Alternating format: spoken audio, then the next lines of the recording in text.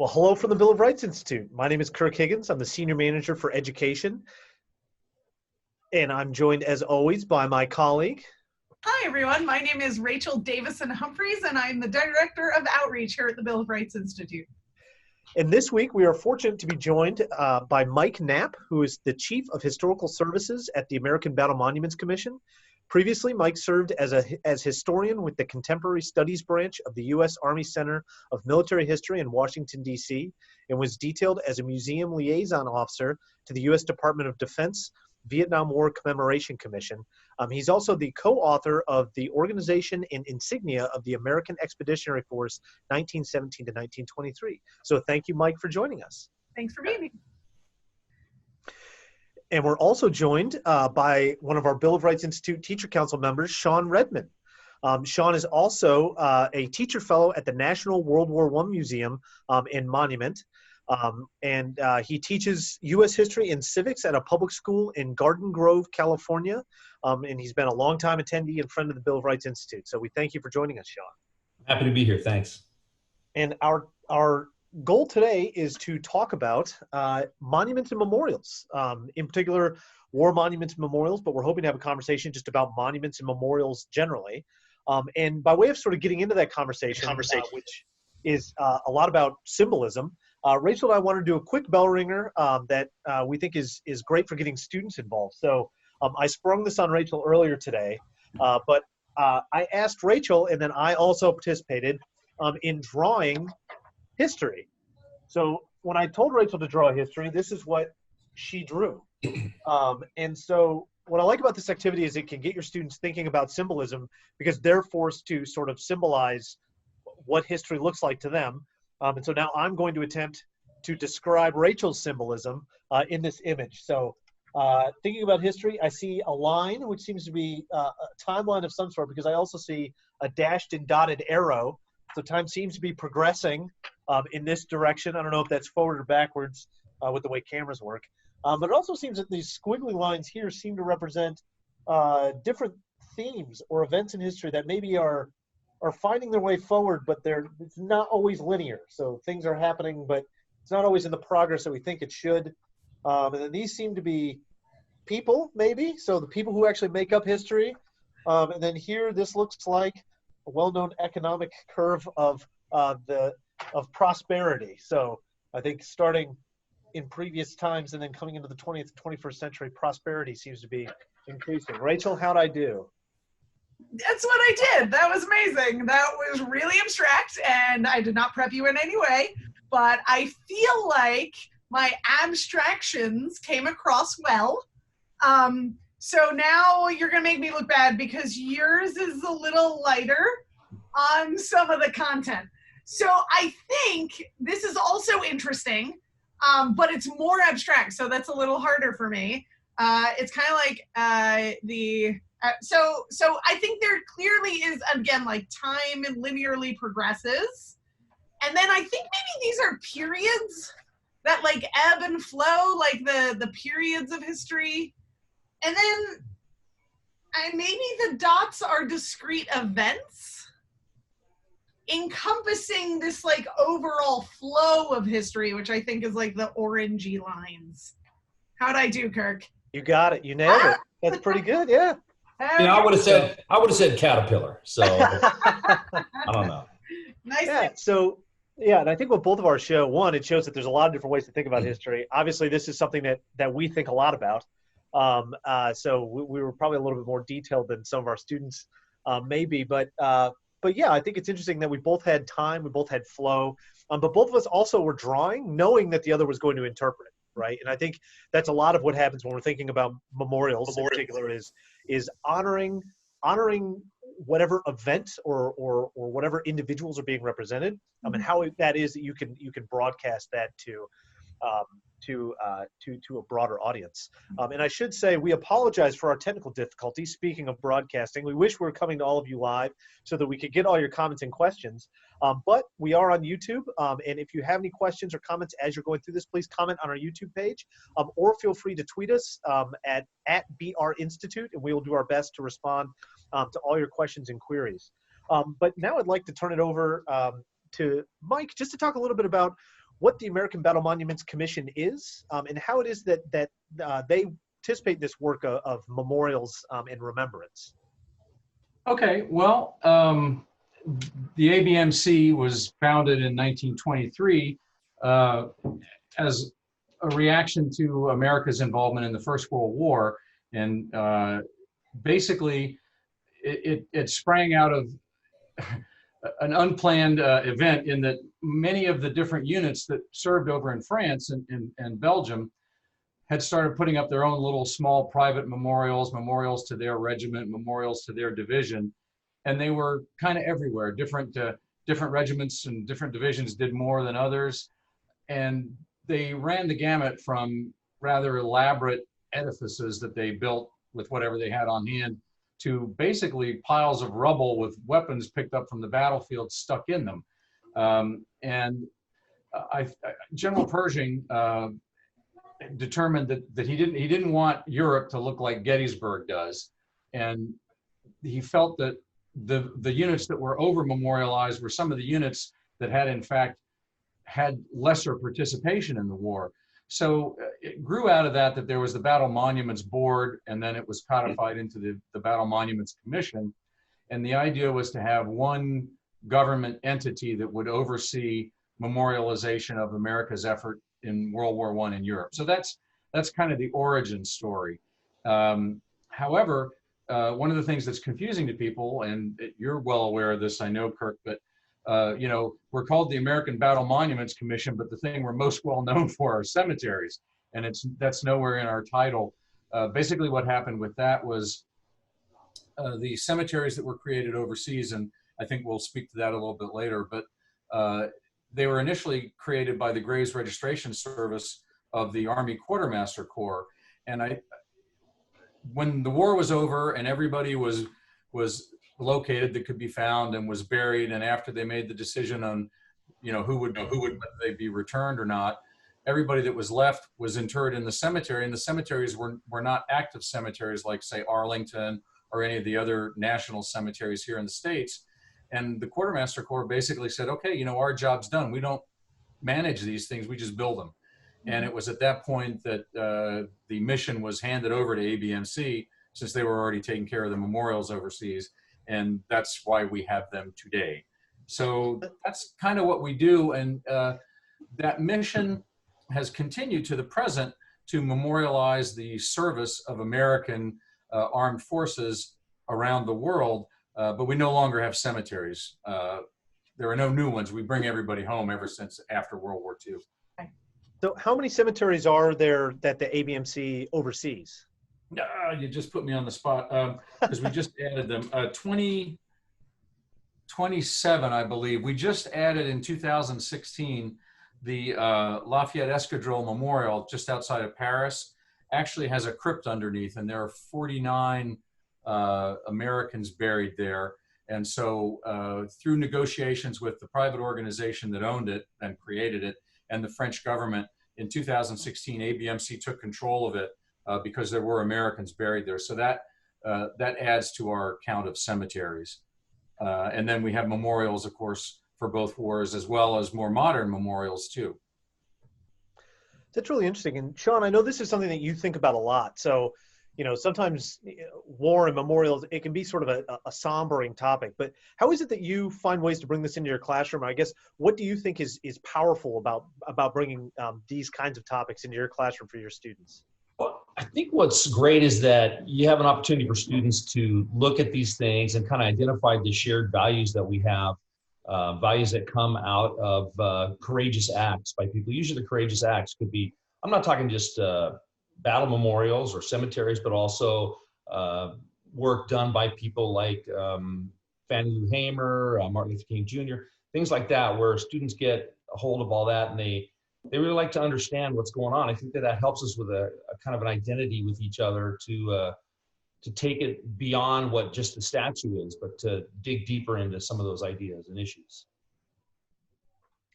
Yeah, I think that's really interesting as a way of almost directly connecting with history, right? So it's not just now we're looking at a page, but we're also experiencing it in a way, right? We're experiencing it as those who are viewing a memorial put up by previous generations to honor either fellow compatriots within that generation or later events. And so that makes me think, Mike, too, of I know that the Battle Monuments Commission continues. You said maintains. I guess what kind of events go on there? I know Memorial Day is a big event for the ABMC and in those cemeteries overseas. But what kinds of things take place at those cemeteries as a way of maintaining the memory and the remembrance of those who are buried there? Yeah, I think that's a really interesting question, because of course Memorial Day is big for us every year. November the 11th, Armistice Day, Veterans Day is very big. In the past year, of course, we just came out of the centennial of World War I, so there was a rather unique ceremony at each cemetery of the World War I cemeteries that coincided with the events or the campaign that cemetery is tied to, if you will. I think probably one of the things that happens, which is more indicative of how we maintain continual relevance, is there are always school groups that visit. And a lot of people, I think, find this surprising, because they're school groups of French kids or Dutch kids, Belgian kids. And these school groups a lot of times are brought into the cemeteries, and that's part of their curriculum, where they speak about the occupation and subsequent liberation of their countries and the sacrifices made by the Allied armies in those liberations. So rather than being a set ceremony, it's this visitation. And within that, oftentimes those school groups will stay and they'll participate in either the raising of the flag at each cemetery in the morning or the lowering in the afternoon. And it's a small sort of intimate kind of a ceremony that takes place every single day at the cemeteries, but it allows them to be a part of that. And I think that's kind of the hook that gets them into that understanding, and that how you teach that lesson that these headstones represent an individual. And oftentimes when we talk about middle and high school classes, this is an individual that maybe is only 1 or 2 years older than you are now. Mm-hmm. And to try and understand, what happened and the events that led to them being there. Beyond that, I mean, there are different ceremonies that happen at different times. Sometimes there'll be ceremonies that deal with a person who is listed on one of the walls of the missing, whose remains have either been located or identified through DNA, and a rosette is placed there to denote that individual has now been found. So sometimes there'll be small family ceremonies like that. We have ceremonies, we're working with some groups that are dealing with the families of Jewish veterans who were buried mistakenly under a Latin cross, and they're working to have those changed to Stars of David. So there's small cemeteries there, again, that might be more intimate and family sort of private ceremonies. So it kind of runs the gamut. But I think to what we're speaking about today, and the whole idea about teaching these kinds of lessons, the school visits are probably the most important ceremony, if you will, for lack of a better word. Yeah, I think one of the things that is so profound about those kinds of visits is the pedagogy of place, right? Like that every monument, just like our silly drawings, we're trying to abstractly convey something much bigger than ourselves, something broader, something deeper and meaningful. Every monument also is trying to do that. The intent of the monument is to convey an emotional response to the activity in that place, whatever that may be. And that's all monuments throughout all history, right? Whether it's the Nazca lines in Peru or the Arlington National Cemetery, they're trying to convey some emotional connection to that place. And so maybe we can talk a little bit about how that does that for young people. So Sean, being a part of the World War I memorial, how do you see young people connecting when they're in these places? Well, one of the things is that you said it brings up a lot of emotion. The students feel a lot of emotion, but it's not necessarily the emotion that you would think. So they might be angry at a certain, why are all these people killed, or we should have never fought in the Vietnam War, or something like that. But it brings up critical thinking in a way that just learning about history can't, because you're sharing a collective memory of meaning. At the same time, you're allowing for a difference of political interpretations of the event. Different groups, different students have different interpretations. So as you're looking at that and trying to say, what are the differences there? What are your feelings? What's going on? What do we have in common? What are the shared values that we're working for? Does this mean something to you or not? And I think that it brings out a much better way of thinking for the students when they start looking at it that way and thinking about shared memories, shared values. What are we trying to teach? And it's something that they haven't thought of before. Yeah, I think also students have different reactions, I think, when they see other students' reactions too. That brings them a little bit more into focus. Why are they thinking that way? And when they think, well, what about this? Well, different students have different thoughts about it, and so they can converse with each other. It makes great critical thinking.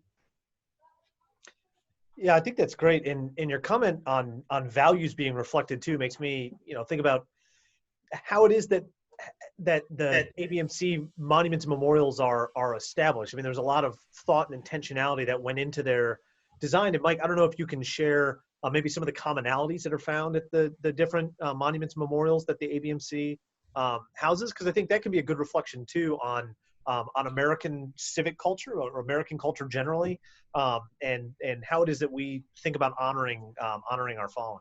Sure. Well, I think it's twofold. And we talked about this a little bit earlier before we went live with this, but all of our memorials tend to be civic works of public art. I mean, that's by definition what they are, but they're very much indicative of their time when they were created. So if you look at the memorials for World War I, they basically they exist to say this was a large campaign that the U.S. forces figured prominently in, or in the case of our fountain and tours, this was the city where all the supply base. This was the big logistical hub in France in World War I, and so the art of them is indicative of that. There's nothing that's necessarily bellicose, if you will. There's a lot of iconography and symbology in the World War I memorials, a lot of bas relief of bits of uniform and division insignias and accoutrements. And, some of my favorite things are, little heads of pack mules that are carved into the cornices, almost like a Gothic cathedral. And that changes by World War II. In World War II, there's more art that's reflective of the period of the late 40s and the 50s when these were created. And there's more art that I think is symbolic of comradeship, of the spirit of youth at Normandy, of course. Rising out of the waves is one that's seen a lot.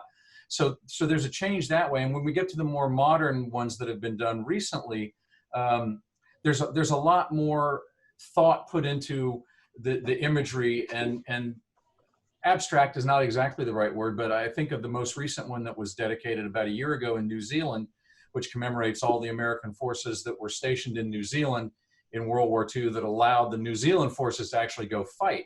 And it's a design it's supposed to be evocative of the waves crossing the ocean. And there's a quote in there that just talks about the friendship and comradeship of New Zealand and America. And so it's very different in feeling from the World War I, the great massive memorial at Mont Sec, which is just about slightly smaller than the Jefferson Memorial, and it's in that sort of neoclassical design. So they change, and we also have little ones that are simply just granite blocks. So it kind of runs the whole gamut. I'm not sure if I've kind of got off track to the question, but I think when you look at these, they evoke a different reaction, but all of them serve to at least to the point that Sean made, that they get you thinking about it. Well, why is this here? Why does it matter? And whether you agree or disagree, with the fact that we sent people halfway around the world to what's now some of the monuments you can't get to, like Guadalcanal, but it evokes thought, and I think it does that through a number of different ways and on different levels. It can do that just with regard to the architecture and the art of the time period, as well as the subject matter that it's memorializing. Yeah, I think that's really profound. And the other thing and you can't help but doing this as you're describing each one of these memorials, is the stories that it evokes, right? So that each one of these monuments and memorials is a part of a story of a conflict, but also tells the story of the individuals who were fallen and are memorialized at these different monuments and memorials. I remember many years ago, I was able to go to the Meuse-Argonne Cemetery in France, and memorialized there. I believe it was at the Meuse-Argonne, is a wall, and on the wall there's names of U.S. soldiers who fell at Archangel in Russia, right? And so to me, that's a really profound thing, because when you think about World War I, you don't think about American involvement in Russia, and yet the Soviet Revolution was taking place, and we were actually involved in conflict there, and we memorialized those soldiers on that wall. And so, to me, it's a really profound way of keeping history alive in a way that almost invites more inquiry and invites more questions. And Sean, I don't know if you found that to be the case in your classroom, but it seems like, I mean, these memorials can be a really good just conversation starter for looking at wrinkles in a conflict that the students may not even been aware of. Yeah, well, they come to class, in high school with less and less over the years, been teaching a long time, less and less historical knowledge and appreciation and so forth. And so, I mean, I understand why are students studying history when their highest moral standard they have is their own opinion. So the lack of that historical knowledge, of course, and an emphasis on feelings instead of critical and rational thought empowers them to make ad hominem attacks. It emphasizes the difference we have instead of the things that we have together. I sort of got that idea when I've been going to different seminars with different colleagues, so I meet people from across the country, so forth. People have different political opinions, different opinions on how to interpret events, but there are some things that are just the same that everybody has. And so I just feel like if we don't find wisdom from the past, then what are we studying history for? There's got to be lessons from the past. So as I was saying before, you find a clarity of the significance of those important events that show virtues and values, and that's far more important than agreement of any specific political opinions or anything like that. So they teach us to promote unity that transcends kind of tribal tendencies and so forth. The very fact of the idea of the U.S. being based on shared values, it's not based on ties to land or race or wealth or anything like that. We have values that have to be taught. They're not instinctual. So if we want to emphasize things like equal opportunity, freedom, discipline, charity, things like that, those are learned values. And we get those from people of the past who've done great things. And by bringing students to attention to those sort of things, I think that it brings a better clarity and a better focus on history that they haven't had before. If I could jump in and follow on what Sean said, one of the things that we've tried to do here in the ABMC within really the last, I would say 5 or 6 years, is to try and find a way to be more educational, if you will. In the past, we used to say that ABMC was really a grieving organization, which was just aimed at dealing with the people that were coming that knew very well firsthand because they were relatives. They knew about that war, they knew the history of it, and they were coming to see their relative. And, as we look at the World War II generation, the children of the World War II generation are now in their 80s. And so we're getting further and further away from people that instinctually, to Sean's point, kind of know what this is all about. So we've tried to do more with our new visitor centers that we're building and developing educational programs. And one of the things where we're very lucky is that all of our memorials are tied. Well, let me rephrase that. All of our memorials in Europe are more closely tied to a cemetery or in close proximity thereof. And what we've started doing is working to find the individual stories of the people that are in the cemetery. And so you can have this monument that talks about the Meuse-Argonne campaign. And then you go to the Meuse-Argonne and you can find out, as you said, about all the North Russian and Siberian expeditionary forces. And you can find out the stories of individual soldiers. Freddie Stowers, who was the first African-American to get a Medal of Honor for World War I, which wasn't awarded until 1991 by George H.W. Bush posthumously. You have the stories of these individuals. You have stories of brothers. And to the point about the composition of America, one of the big things that we do in all of our visitor centers is we highlight the fact, and World War I is a great vehicle for this. I'm sure Sean knows this because of his work with the World War I folks in Kansas City. You know, we can talk about the rising role of women, the role of immigrants, the role of African Americans. I mean, it's from a social standpoint, it's phenomenal. So we've really tried to key on that, to Sean's points, to try and have something that you can take away regardless of you know, of where you are and what you feel about politics or anything. It's all been sort of divorced from that. And it really is talking about these individuals and how does this event in history affect all these different types of people. So I think in a way we're kind of lucky to have that ability to marry those two together. That's great. And Rachel, I thought you were about to say something. Yeah, I was wondering, so in the moment that a monument is created, it represents the values and the interests of those that created. There's this idea of demonstrated preference, right? That they wouldn't spend their resources creating this monument unless they thought that was the most important thing for them to do with those resources. And we see that values shift slightly over time. And so I'm wondering how you help students kind of honor the shared values while still recognizing that some of these monuments commemorate things that culturally we are no longer as we find as honorific.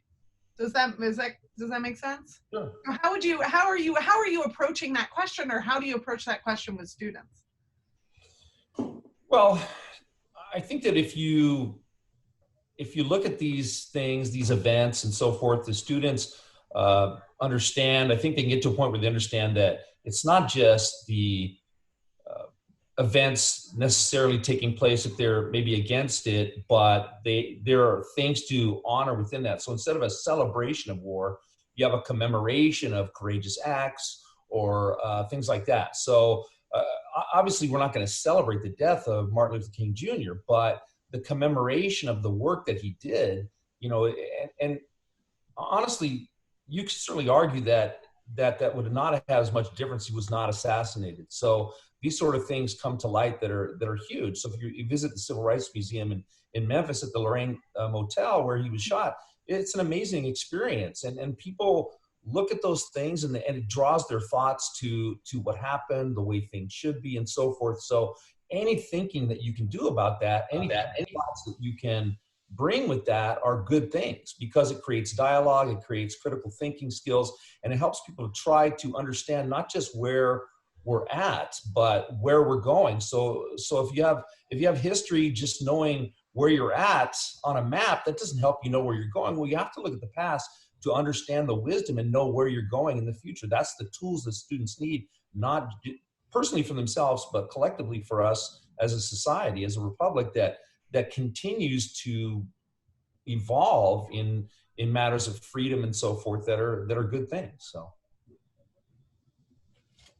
Yeah, and I think that unifying notion is something that's really interesting and has struck me when I've gone to many of these cemeteries, and it's really how it is that when you walk in, you know, Mike, as you were kind of touching on, how all of these stories come together, and yet it's in a very elegant, I think, way, and things are laid out, but it's almost in a way that welcomes you in and welcomes you to a moment of contemplation. And I think that's another thing that I find really powerful about memorials generally.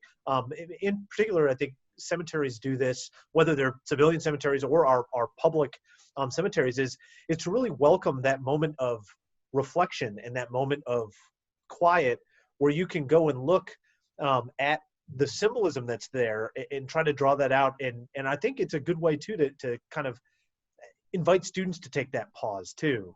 But what I think is profound is that even in our cemeteries, which is not the case for all the nations that have cemeteries scattered across European battlefields, particularly for World War I and World War II, that we do memorialize individuals. I think it's just a profound thing that we have individual names on headstones, whether they are known or unknown. I think it's just is very reflective of our culture as Americans, and is again a way of highlighting those things that often go overlooked. You know, everybody's seen, you know, cemeteries. Everybody's seen, you know, a picture of the goddess of the Republic, standing there in all her accoutrement. But when you really stop and think about things, I think that's when a lot of these lessons can really kind of spill forth.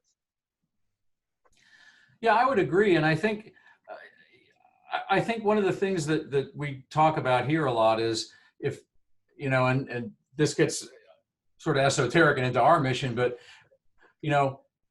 one of the things we like to say is, if you go to one of these places and you see somebody's name and you speak that person's name, then they're not forgotten. They're not gone. So for us, it's almost a personal thing. So I think from that standpoint, our cemeteries really are very welcoming. We want people to go there. That's the whole purpose of them. And that by doing that, the cemetery made up of all those individuals becomes its own one larger memorial that memorializes not so much specifically an event, but the fact that all these people are working together for a common cause and that they were willing to sacrifice for that cause. And there's a quote that I'm probably going to misquote, but and I'm sure it's in Connor's book, that you can judge a character of the country by the way it memorializes its war dead. And I think that we accomplished that at the ABMC cemeteries in a very respectful way, and not in a bellicose way, and not like a tyrannical victor lording it over somebody, but rather almost celebrating the individual or in multiple individuals working together. The memorials themselves have a personality all their own. If you look at the World War I Museum, for example, you have this huge tower that celebrates, commemorates. But in recent years, you see the memorials have changed, where you have the Vietnam, let's say, memorial that has a more horizontal space to it instead of a large, tall celebration. So it's more relatable, and people are standing in front of it, and they see the reflection of themselves as they're looking at all the names. It's a very moving thing. So some of these things, like Kirk was saying, and also Mike, you have the symbolism of great things. When you walk into the World War I Museum, the first thing you do is walk across a glass bridge, and below are all kinds of poppies, each poppy representing 1,000 people that died. So you're looking at the Flanders Fields, the poppies, thinking about hopefully the poem and everything, and it creates a somber attitude as you're going in there. One of the times at the World War I Museum, we were being taught by Dr. Jay Winter, and he was saying that something so significant. He said that the language of memory is silence. And as I thought about that, I thought, wow, fantastic. You're going to all these places, being at, let's say, the 9/11 Museum in New York. When I'm standing there, it has a church-like reverence as people are thinking about values, about what happened, how should we respond, how were people responded, what were the losses, what were the gains, and so forth. It's an amazing thing. So there's a lot going on. If you look at other people at it, you can see their processes. It's very moving. When you look at somebody else, it's even more moving than just thinking yourself, as you're sort of gazing into their reflection and so forth.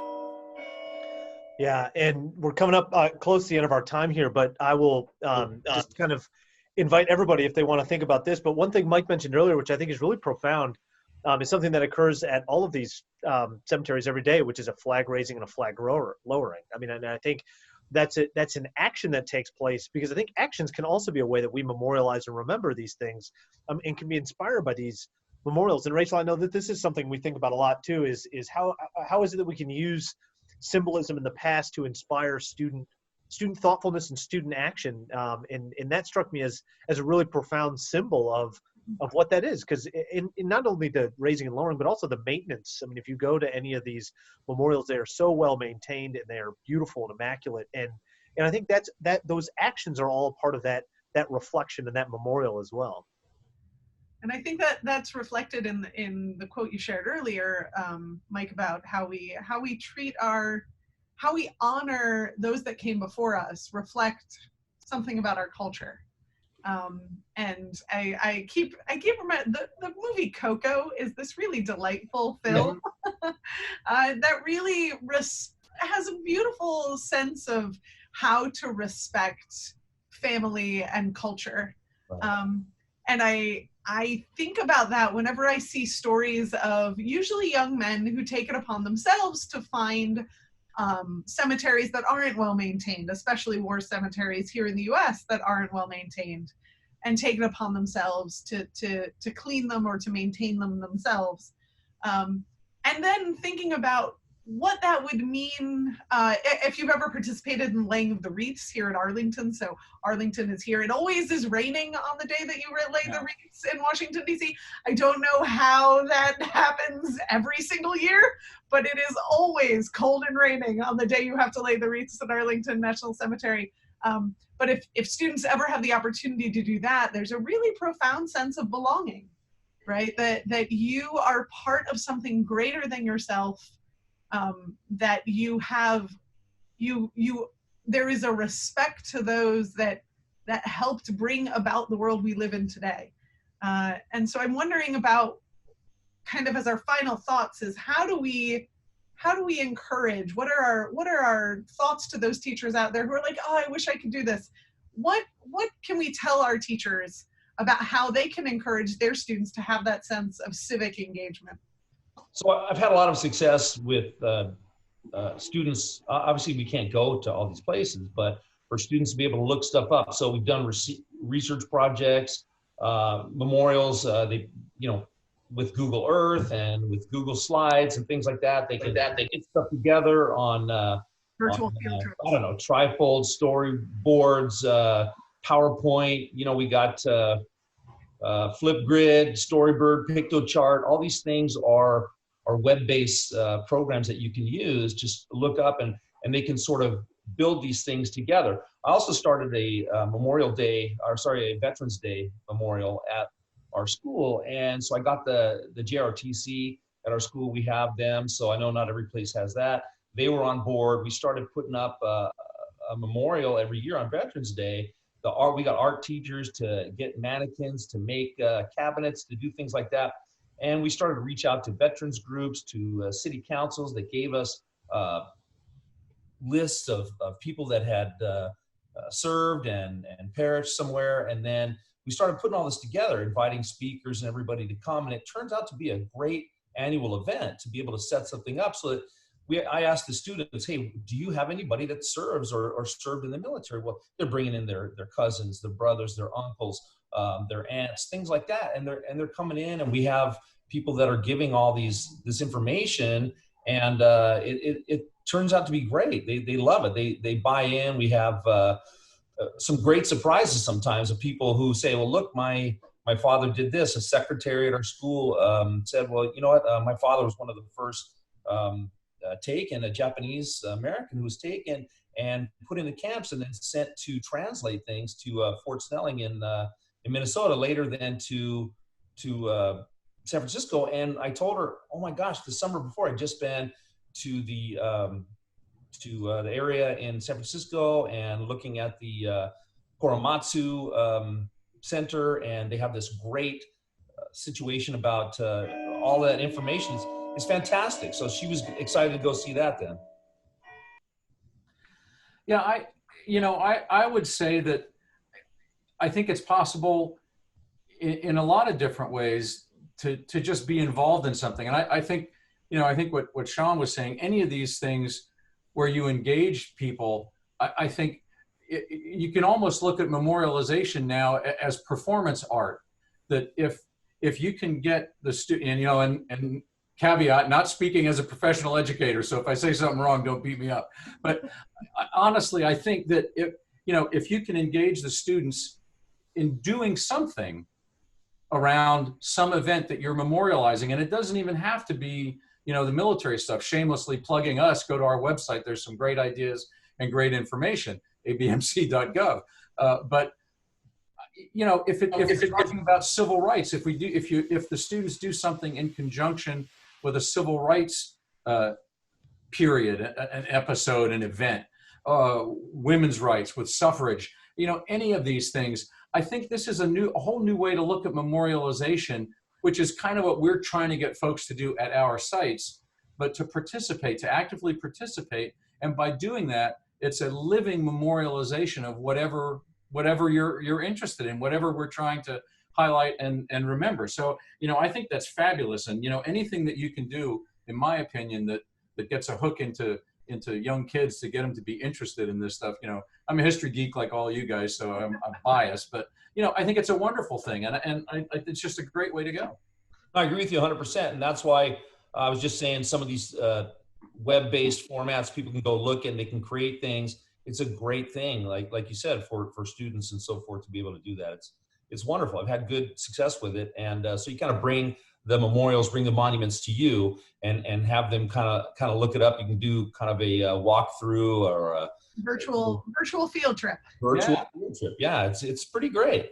Yeah, there are actually for those of you that don't have the funds to invest in a full 3D headset, there are a lot of 3D videos on YouTube of the monuments and memorials and cemeteries. And what you can do is you can get something called Google Cardboard, which is only $10, and you slot your phone in there, and then you can look around kind of in a 3D panorama of the space and really bring to life that idea of a virtual field trip for only $10 instead of spending however much $600 you need to get a proper VR headset.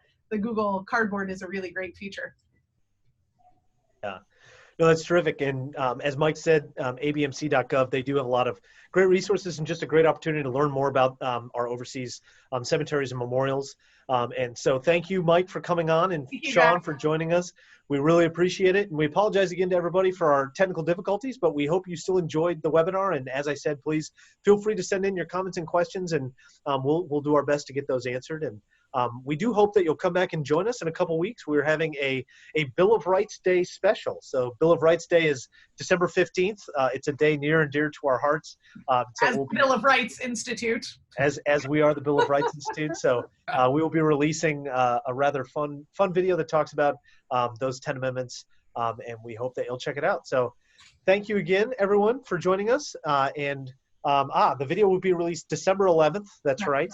In advance of So as you're preparing to celebrate Bill of Rights Day, like all of us do across the nation.